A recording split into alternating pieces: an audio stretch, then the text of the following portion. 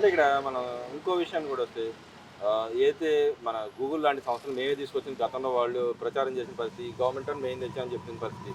అలాంటి సంస్థల మీద కూడా ఇవాళ భూములు ఇస్తే కూడా దాన్ని కూడా వాళ్ళ ఎంపీలు గాని, వాళ్ళు గాని మాట్లాడుతా ఉన్నారు. రాష్ట్రానికి ఇలాంటి భూములు కంపెనీకి ధారాదత్తం చేస్తుంది గవర్నమెంట్ అని చెప్పి విమర్శిస్తా కేసులు వేయడాన్ని ఎలా చూడుతుంటారు. నిజంగానే అలాంటివి చేస్తే రాష్ట్రంలో ఉన్న గవర్నమెంట్‌ని గాని, ప్రజలు గాని నమ్మి ఎవరైనా వచ్చి ఇండస్ట్రీస్ పెడతారంటారు? ఉద్యోగ అవకాశాలు వస్తాయంటారా అసల? దీన్ని ఆల్రెడీ వీళ్ళు కోర్టులకేసారండి. భూములనేది చాలా తక్కువ ధరలకి లేకపోతే ఫ్రీగా ఇస్తున్నారని చెప్పి ఈళ్ళేదో క్రియేట్ చేసుకొని లాయర్‌లను పెట్టుకొని కోర్టుకెళ్లారు. కోర్టు ఆల్రెడీ వీళ్ళకి మొట్టికాయలేసింది. మనము వాళ్ళకి ఇక్కడ ఎంతో కొంత నమ్మకాన్ననేది కలిగించకపోతే పెట్టుబడులెలా వస్తాయి? ఏపీ ఆల్రెడీ నష్టాల్లో ఉంది. మీరు ఆల్రెడీ పాతాళలోకానికి కూర్చెళ్ళిపోయారు. మనం ఇక్కడ వాళ్ళకి ఒక నమ్మకం అనేది కుదిరించకపోతే ఎంతో కొంత భూమి అనేది ఇవ్వకుండా వాళ్ళు పెట్టుబడులు ఎలా తెస్తారు? ఏపీ ఎలా డెవలప్ అవుతుంది? కంపెనీలు ఎలా వస్తాయి? కంపెనీలు వస్తేనే కదా యువతకు ఉద్యోగం వస్తుంది. ఉద్యోగాలు వస్తేనే కదా ఏపీ డెవలప్మెంట్ అనేది జరిగిద్ది. అసలు డెవలప్మెంట్ అనేదని ఎలా జరగాలి అనే దాని గురించి ఆలోచించకుండా మీరు అసలు ఎంతసేపు వాళ్ళు చేసేదాన్ని ఆపడానికి పద్దాక కోర్టు దగ్గరికి వెళ్ళడం, మొట్టికాయలు వేయించుకోవడం.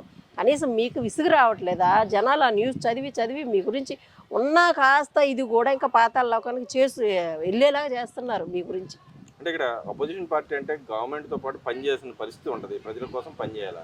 వీళ్ళు ఎవరి కోసం పనిచేస్తున్నారు? ఇలాంటి కేసులు పెడతా వెళ్తా ఉంటే ఎవరి కోసం వీళ్ళు పని పని ఉన్నట్టు అంటారు. ఆ అసలు పార్టీ మీరు గాని అడిగిన దాంట్లోనే చిన్న కరెక్షన్ అండి. అసలు వాళ్ళు పని చెయ్యట్లా. ఆ! 11 మంది పని చేస్తే వాళ్ళు అటెండెన్స్ కోసం మళ్ళీ మొన్న అసెంబ్లీకి ఎందుకు వస్తారు? హ్మ్. అసలు ఎక్కడ కనపడుతున్నారు? ప్రజల వాయిస్ ఎక్కడ వినపడుతున్నారు?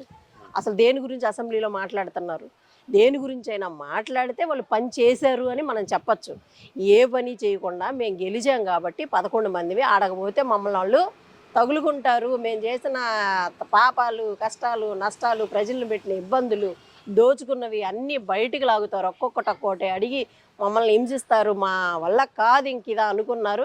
అడగబోవాలంటే చంద్రబాబు నాయుడు గారిని, పవన్ కళ్యాణ్ గారిని ఫేస్ చేయాలి. వాళ్ళిద్దరిని ఫేస్ చేసే దమ్ము లేదు కాబట్టి ఇళ్లల్లో కూర్చుంటున్నారు.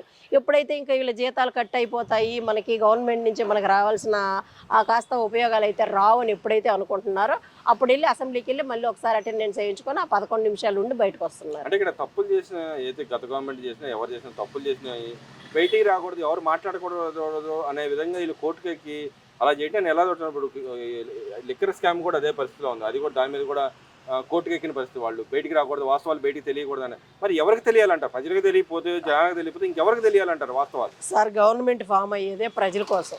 గవర్నమెంట్‌ని ఫామ్ చేసేదే ప్రజలు. అలాంటప్పుడు గవర్నమెంట్‌లో ఏం జరుగుతున్నది అనేది వన్ బై వన్ ప్రతి ఒక్కటి ప్రజలకు వివరించుకోవాల్సిన అంటే బాధ్యత రాజకీయ అకౌంటబిలిటీ ఉండాలి కదా ఎవరికి. ఖచ్చితంగా ఉండాలి. జవాబుదారీతనం అనేది లేకుండా పరిపాలన అనేది జరగదు.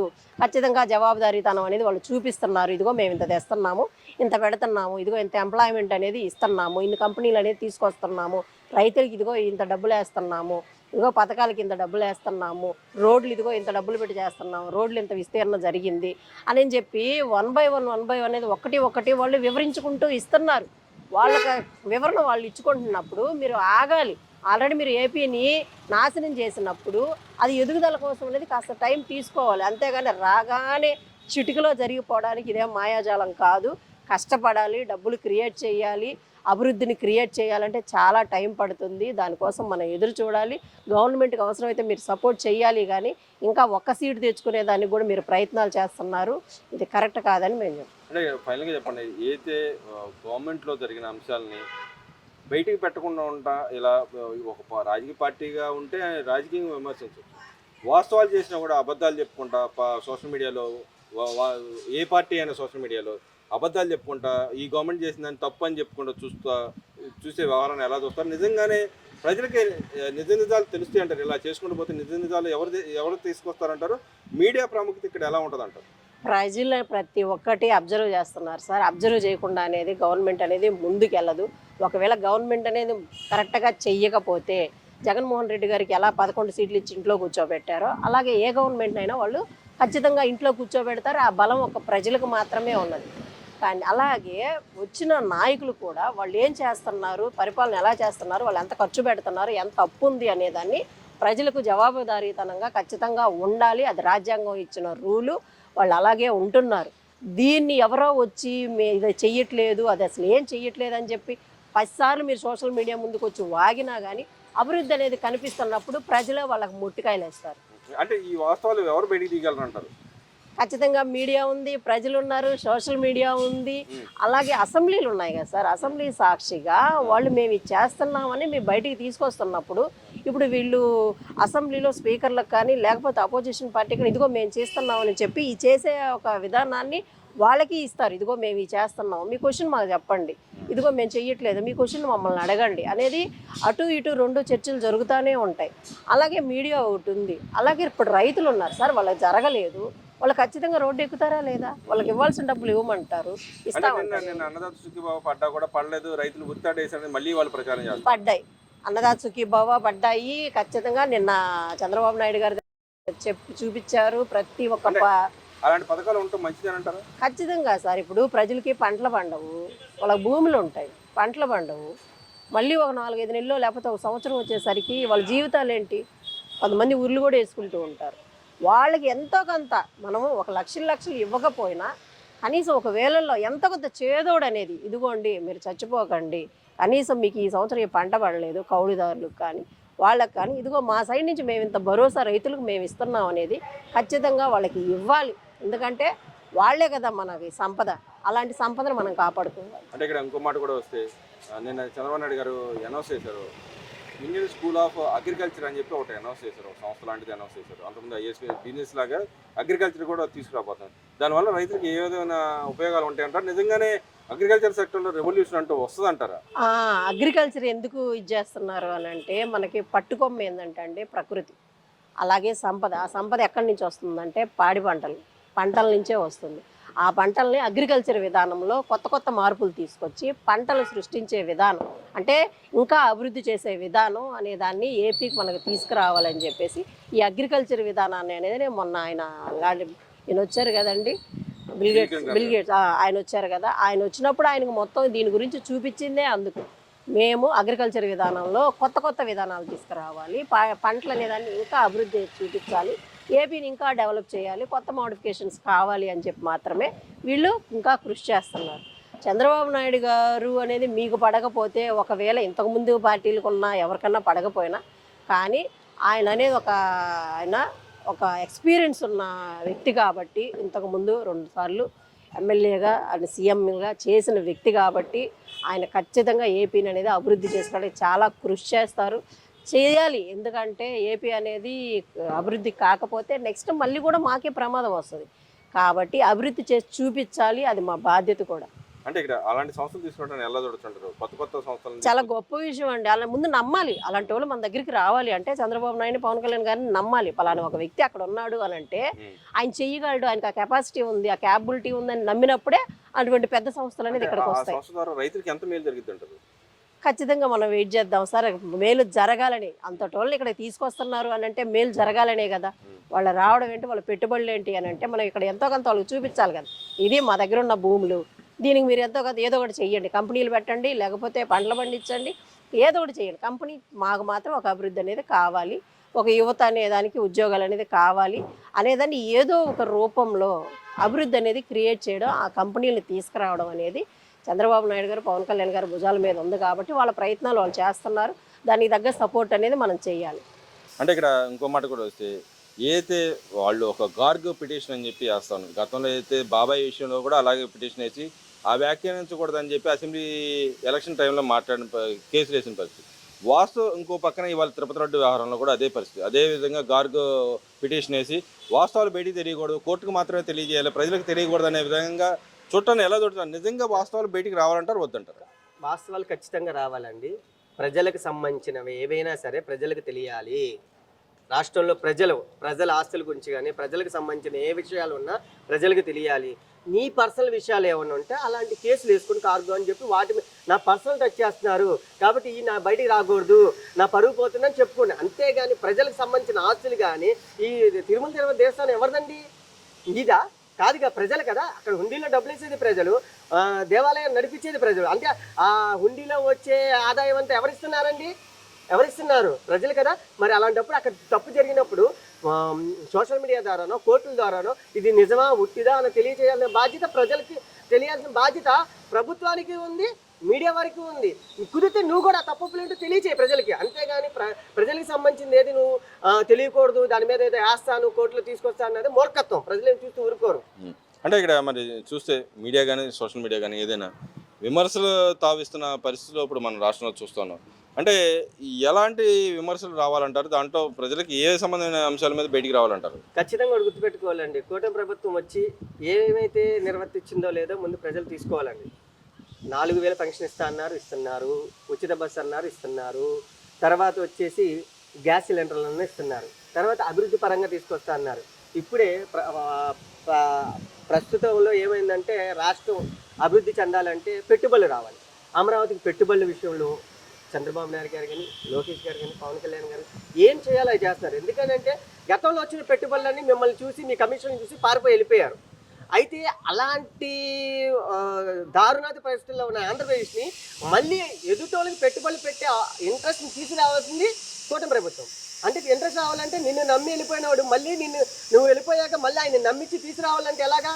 ఖచ్చితంగా వాళ్ళకి నమ్మకం కుదిరించాలి. ఇలా డెవలప్ చేస్తున్నాం, మీరు ఇలా వచ్చి పెట్టుబడులు పెట్టండి, మా ఆంధ్రప్రదేశ్ అభివృద్ధి చెందుతుందని నమ్మకం కలిగించాలి. ఈరోజు ఒక 10,000 పెట్టుబడి పెట్టాలంటేనే మనం ఒక మనిషిని ఎంత నమ్మించాలండి? అలాంటి లక్షల కోట్లు పెట్టుబడి పెట్టేవాడిని ఎంత ఇదిగా చూసుకోవాలి. అంటే ఈ రోజు కూడా అలాంటి సంస్థలు, లాంటి గూగుల్ లాంటి సంస్థలు వస్తున్నా కూడా వాటి మీద కూడా కేసులు వేసి వాళ్ళకి ల్యాండ్లు ఇవ్వకూడదు అనే విధంగా ప్రవర్తించడాన్ని ఎలా చూడొచ్చు అంటారు? నిజంగానే దానివల్ల ఎవరికి లాభం అంటారు? అసలు ఉద్యోగాలు వస్తాయి అంటారు ఇలా కేసులు వేసుకుంటూ పోతే? గతంలో వైజాగ్లో చెప్పానండి నేను చాలా. గతంలో వైజాగ్లో సుమారు 12,14 లక్షల పెట్టుబడులు, లక్షల కోట్ల పెట్టుబడులు వచ్చినాయి అని వాళ్ళే చెప్పారు. సుమారు 6 లక్షల మందికి ఉద్యోగ అవకాశాలు వచ్చినాయి అన్నారు. ఏమైంది 5 సంవత్సరాలు మీరు ఏం చేశారు? మీరంతా ఏం చేశారంటే పేటీఎం బ్యాచ్ని పెట్టి ఒక డెమో బయట రోడ్ల మీద టెంట్లు వేసుకున్నట్టు అలా చేసి చూపించారు. కానీ ఏమన్నా చేశారా? మహా అయితే మీరేం చేశారు? సచివాలయాల్లో వాలంటీర్ వ్యవస్థను తీసుకొచ్చారు. మీరు ఇచ్చిన జాబులు అవే. అర్థమైందా? కాబట్టి మీరు తెలుసుకోవాల్సింది ఏంటంటే ఏదైనా విమర్శించే ముందు ఏదేం జరుగుతుందా, ఎలాంటి అభివృద్ధి జరుగుతుందా అని మీరు తెలుసుకోవాలి. ఎందుకంటే అభివృద్ధి చెందుతూ పెట్టుబడులు వచ్చే విషయంలో మీరు ప్రజల్లో మైనస్ తీసుకొస్తూ వచ్చే వాళ్ళని వెనక్కి పంపించే విధంగా చేయొద్దని. ఇది ఆంధ్రప్రదేశ్ భవిష్యత్తుకి సంబంధించిన విషయం. మీకో లేకపోతే మాకో సంబంధించిన కదా. ఆంధ్రప్రదేశ్ భవిష్యత్తుకి ఎన్నో కుటుంబాలకి అభివృద్ధికి, ఎన్నో కుటుంబాలకి ఆర్థికంగా బలపెట్టడానికి, ఎన్నో కుటుంబాలకి ఉద్యోగ అవకాశాలు వచ్చే అవకాశాలు పోగొట్టదని మేము తెలియజేస్తున్నాం. అంటే ఇక్కడ ఇంకో పాయింట్కి వస్తే లాస్ట్గా ఏదైతే ఈ కుటుంబ ప్రభుత్వం వచ్చిన తర్వాత ఏ గవర్నమెంట్ అయినా సరే పథకాలు ఇస్తా ఉన్నా పథకాలను ఎలా చూస్తారో అన్నదాత సుఖీభావ ద్వారా ప్రజలకు ఏమాత్రం లబ్ధి చేకూరుతుంది అంటారు? ఈ రోజు కూడా దాని మీద కూడా నిన్న బటన్కి ఏదైతే సెంట్రల్ గవర్నమెంట్ కానీ స్టేట్ గవర్నమెంట్ కానీ డబ్బులు ఇవ్వడం జరిగింది. దాని మీద విమర్శిస్తూ ఉన్నారు. ఏమనంటే అన్నదాత ఉరితాడేశారు, 26,000 ఇవ్వలేదని చెప్పండి. గవర్నమెంట్ ఇస్తుంది 20,000 అయితే 26,000 అని చెప్పి రాశారు. ఎలా చూస్తారు? నిజంగానే ఈ గవర్నమెంట్ అసలు రైతుల పక్షాన్ని కానీ ఇలా పథకాలు ఇవ్వడం తప్పు అంటారా? మొన్న కూడా ఇచ్చారు కదండి 20,000 అన్నదాతకి సహాయం అన్నట్టు కూటమి ప్రభుత్వం చేసింది. ఏమండి వాళ్ళు ఇచ్చింది అన్నట్టు ఇచ్చారా లేదా, అది కరెక్ట్గా జరుగుతుందా లేదా అని చూసుకోండి. అంతేగాని మీరు 20,000 అని చెప్తే 50,000 అని చెప్పడం, లేకపోతే 70,000 అని చెప్పడం మీ ఇష్టం. లక్షనే చెప్పుకోండి, విమర్శించడానికి ఏముంది? నేను అంట గతంలో మీరు రైతులను ఆదుకున్నారా? మీరు ఆదుకున్నారా? రైతులకి న్యాయం చేశారా? అర్థమైందా? రైతులను అడ్డు పెట్టుకొని టిక్కో ఇళ్ల కోసం ఎలాంటి కబ్జాలు చేసి, ఎలాంటి తక్కువ రేటుకు కొని ఎంత వ్యాపారం చేశారు ఇవన్నీ బయటికి తీసుకొస్తే ఎలా ఉంటుంది మీకు? మీ నాయకులే 1000 రూపాయల భూమిని 500 కొనో లేకపోతే 100 రూపాయలకు కొని 20,000 30,000 గవర్నమెంట్లో చూపించలేదా మీరు? ఇలాంటి లెక్కలు తీస్తే అసలు మీ పుట్టపూర్వతాలు ఇస్తే తీగలాగితే దొంగంతా కలిగినట్టు ఎన్ని బయటపడతాయి మీరు? అవన్నీ లాగుతాయి వస్తాయి అని భయంతో వీళ్ళు ఈ కాంట్రవర్సీ రాజకీయాలు చేస్తారని నేను తెలియజేస్తున్నాను. అంటే ఇక్కడ ఇలాంటి పథకాలు మంచి అంటారు కాదంటారు రైతులకు కానీ? దేశానికి రైతు వెన్నుముక. రైతు కష్టపడిందే మనం ఈరోజు తినాలంటే రైతే ఉండాలి. రైతుకి మనం భరోసా ఇవ్వకపోవడం లేకపోతే భరోసాగా నిలబడకపోవడం అంటే మన తప్పది. కాబట్టి రైతుకి ఎలా నిలబడాలో అలా నిలబడతారు. అయితే ఏంటంటే 100% అంతా జరుగుతుందంటే 1, 2, 3 ఎక్కుతాం. ఒకేసారి 10వ మెట్టు ఎక్కాం అనుకోండి నడ్డిరుగుద్ది. అలాగే ఏంటంటే స్టెప్ బై స్టెప్ చేసుకుంటూ వెళ్తున్నారు కాబట్టి అంతే. ఒకేసారి అన్నమంతా తినేయగలరా అండి? లేదు కదా. అలాగే అభివృద్ధి మెల్లిగా చేసుకుంటూ వెళ్తున్నారు. అసలు నువ్వు చేసిన అనకూడదు, కానీ అభివృద్ధి చేయకపోవడం వల్ల పాతంలోకి వెళ్ళిన రాష్ట్రాన్ని ఎంత కష్టంగా తీసుకురావాలండి. నేను మీకు వ్యాపారం 10 లక్షలు నష్టం కలిగించి వెళ్తాను.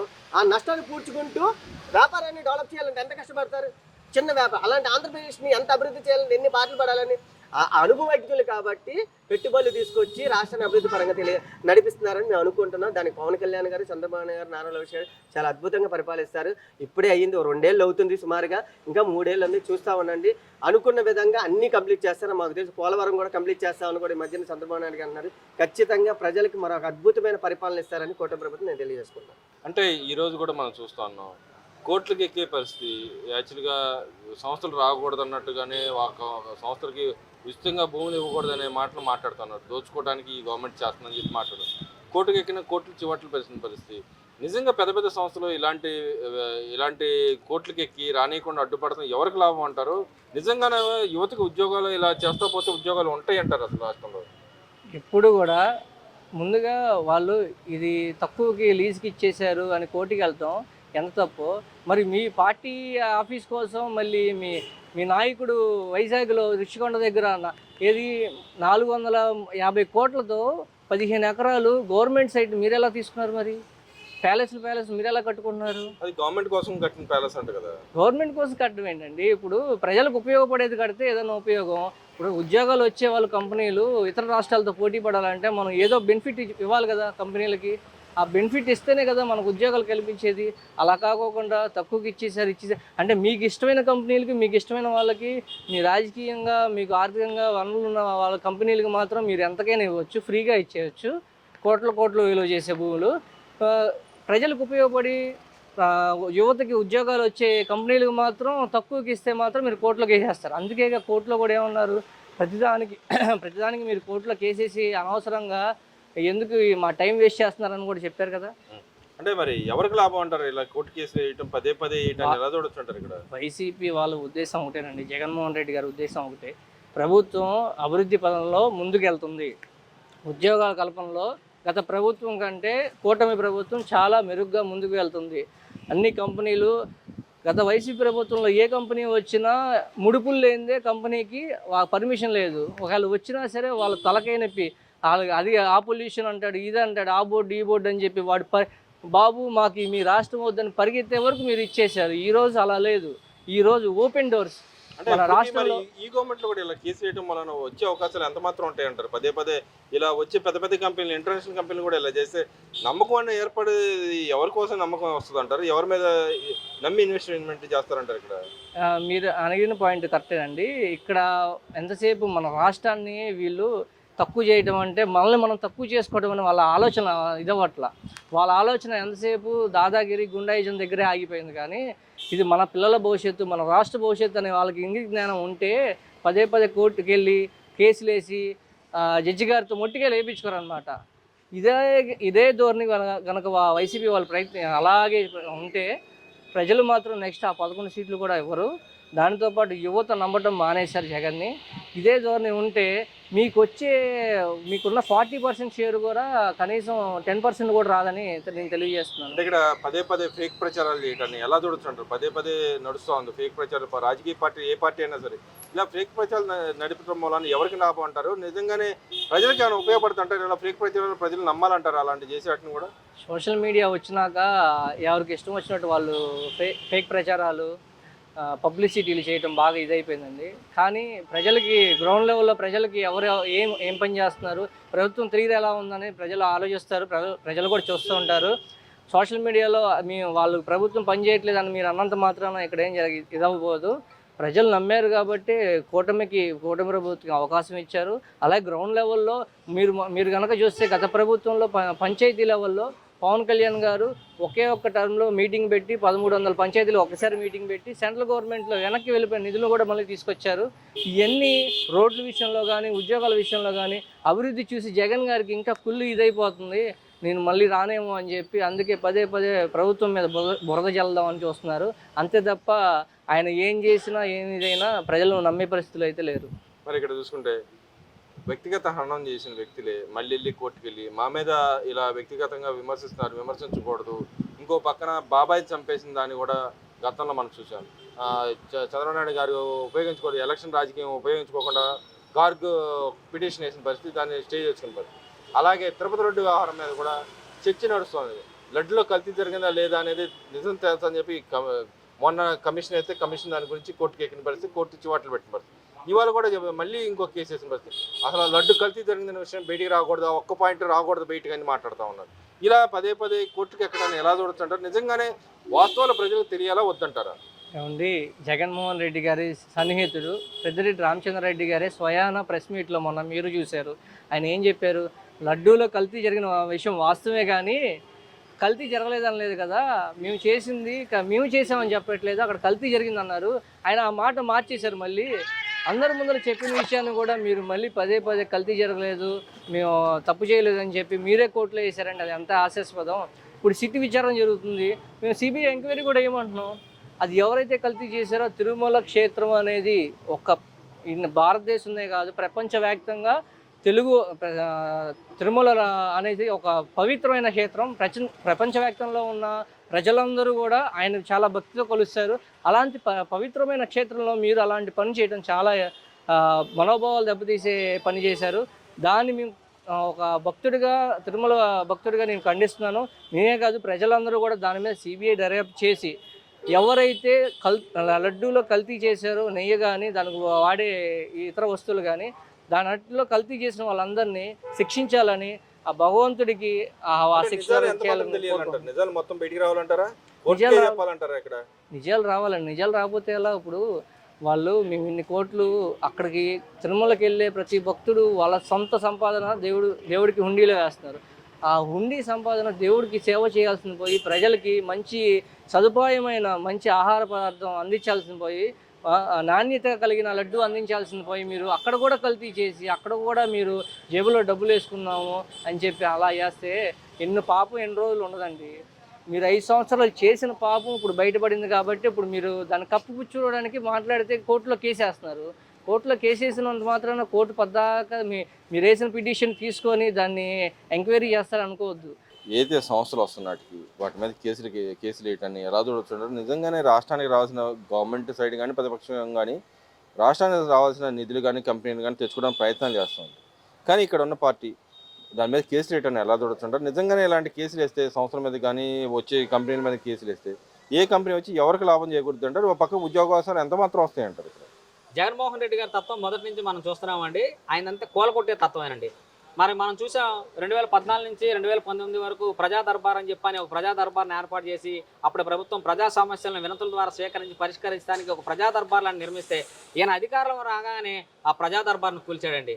అమరావతిని చూస్తే అది శ్మశానం, అది రాజధాని కాదు అని చెప్పని దాన్ని సర్వనాశనం చేశాడండి.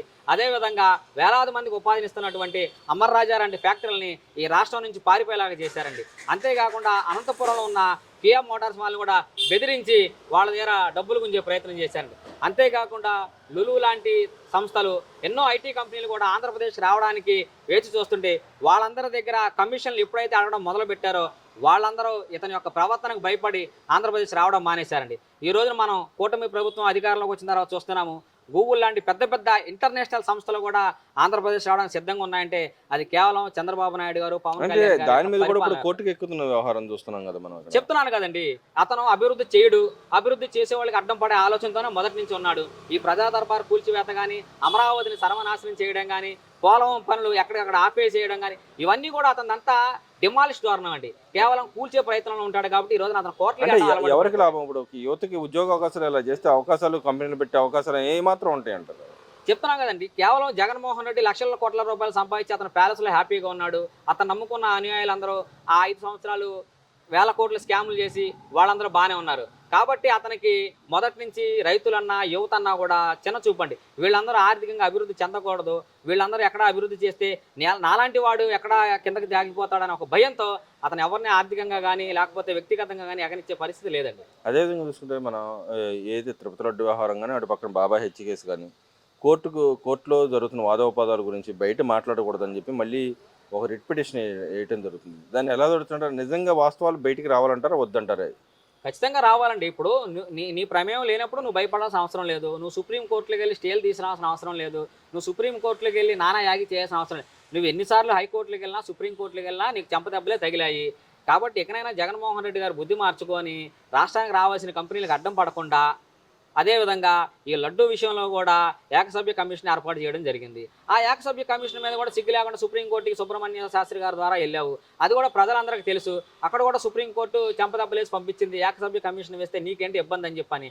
కాబట్టి అంటే నిన్న కూడా వేసిన పరిస్థితిగా గార్గ్ పిటిషన్ అని ఒకటి వేశారు. అంటే దాంట్లో ఏది జరిగిన లడ్డు ఆహారం కల్తీ జరిగిందా లేదా అనేది కూడా బయటికి రాకూడదనే విధంగా, మళ్ళీ ప్రచారం జరగకూడదనే విధంగా చేశాడు. గతంలో బాబాయ్ హత్య కేసు కూడా బయట రాజకీయంగా పార్టీగా వాడుకోకూడదని చెప్పి కేసు వేసిన పరిస్థితి, సేమ్ అదే పిటిషన్ వేసిన పరిస్థితి. ఇలా వేస్తే ఎవరికి లాభం అంటారు? నిజంగా అసలు ఆ ప్రజలకు తెలియాలంటారు, వద్దంటారా? ఖచ్చితంగా ప్రజలకు తెలియాలండి. ఎందుకంటే 2022లోనే వైవి సుబ్బారెడ్డి గారు చైర్మన్గా ఉన్నప్పుడు మైసూర్ ల్యాబ్ నుంచి నెయ్యిలో కల్తీ జరిగిందని ఒక రిపోర్ట్ వచ్చింది. ఆయన అడిగితేనో ఆ రిపోర్ట్ నా దగ్గరికి రాలేదు, కింద అధికారులు దాచిపెట్టేశారు, అందుకే నాకేం తెలియదు అని చెప్పాను. ఒకసారి అంటాడు, ఒకసారి లేదు నెయ్యిలో కల్తీ జరిగింది, కాకపోతే దాంట్లో మా ప్రమేయం లేదంట. ఇలా రకరకాల సమాధానాలు చెప్పడం వల్లే 250 కోట్ల రూపాయల కల్తీ నెయ్యి డబ్బు ఎవరి జోబులోకి వెళ్ళిందో ఆల్రెడీ ప్రజలకు అర్థమైంది. కాబట్టి వీళ్ళు ఎన్ని రకాలుగా సుప్రీంకోర్టులకు వెళ్ళి ఏ నిజాన్ని దాయాలన్నా అది దాగదు. ఖచ్చితంగా ప్రజలకు తెలియాల్సిన అవసరం ఉంది. న్యాయస్థానాలు కూడా ప్రజలకు తెలియపరిచే అవకాశం కూడా ఉంది. మరి ఇక్కడ చూసుకుంటే ఏదైతే ఈ కూటమి ప్రభుత్వం వచ్చిన తర్వాత చంద్రబాబు నాయుడు గారికి ఆయన కొడుకుని లేపుకోవడానికి జాకెత్తి లేపుతా ఉన్నాడు, ఇంకో పక్కన చంద్రబాబు గారిని ఆయన కొడుకు జాకెత్తి లేపుతా ఉన్నాడు, వీళ్ళిద్దరిని లేపడానికి పవన్ కళ్యాణ్ జాకెత్తి లేపుతున్నాడని చెప్పి మాట్లాడుతూ ఉన్నాడు. నిజంగానే ఆ పరిస్థితులు ఈ పార్టీలు 3 పార్టీలు ఉన్నాయంటారు, లేకపోతే ప్రజా సమస్యల మీద ప్రజల సమస్యల కోసం పోరాడుతా ఓ పక్కన కంపెనీ తీసుకురావడానికి, ఇంకో పక్క పేద ప్రజల యొక్క సంక్షేమం గురించి పోరాడుతూ అక్కడికి వెళ్ళి గ్రామాల స్థాయిలో, జిల్లా స్థాయిలో, అట్టడుగు వర్గ స్థాయి దాకా వెళ్ళడాన్ని ఎలా చూడొచ్చుంటారు? ఆయన మాట్లాడుతున్న దాంట్లో నిజం ఎంత ఉందంటారు? జగన్మోహన్ రెడ్డి గారికి మొదటి నుంచి లేపేయడం అని ఒక భాష బాగా అలవాటండి. అందుకని లేపేదే కాన్సెప్ట్లోనే గతంలో కోడికత్తో దాడి చేయించుకున్నాడు, తర్వాత బాబాయిని గొడ్డలపోటుతో లేపేశారు, తర్వాత విజయవాడ నగరంలో గులకరాయితో కొట్టించుకునే పని చేశారు. కాబట్టి ఇలాంటివన్నిటికి అలవాటు పడిపోయిన జగన్మోహన్ రెడ్డి గారికి మంచి భాషా పరిజ్ఞానం వస్తుందనుకోవడం కూడా మనం ఆలోచించడం కరెక్ట్ కాదు. కాబట్టి జగన్మోహన్ రెడ్డి గారి వ్యక్తి దగ్గర నుంచి మనం మంచి ఆశించడం కూడా కరెక్ట్ కాదు. అవన్నీ ప్రజలు ఆలోచించే ఇతను పరిపాలనకు పనికిరాడని చెప్పను ఉద్దేశంతోనే అతన్ని 11 సీట్లు పరిమితం చేసి ఈ రోజున ప్యాలెస్లో కూర్చోబెట్టే పరిస్థితి కూడా వచ్చిందండి. అంటే ఈ రోజు కూడా నిన్న కూడా ఏదైతే రైతు సంబంధించి అన్నదాత సుఖీభావ ద్వారా 20,000 రూపాయలు ఇచ్చిన పరిస్థితి, వాళ్ళ పేపర్లో కానీ వాళ్ళ నాయకులు కానీ వాళ్ళు కూడా మాట్లాడారు. అన్నదాతకు ఉరేసాడు చంద్రబాబు నాయుడు, వచ్చిన తర్వాత ఏ రూపాయి ఇవ్వలేదు, సంక్షేమ పథకాలు అందట్లేదని చెప్పి అంటారు. నిజంగానే ఇలాంటి పథకాల ద్వారా రైతులకు ఏ లాభం చేకూరుద్ది అంటారు? అసలు దానివల్ల ఉపయోగం ఏందంటారు?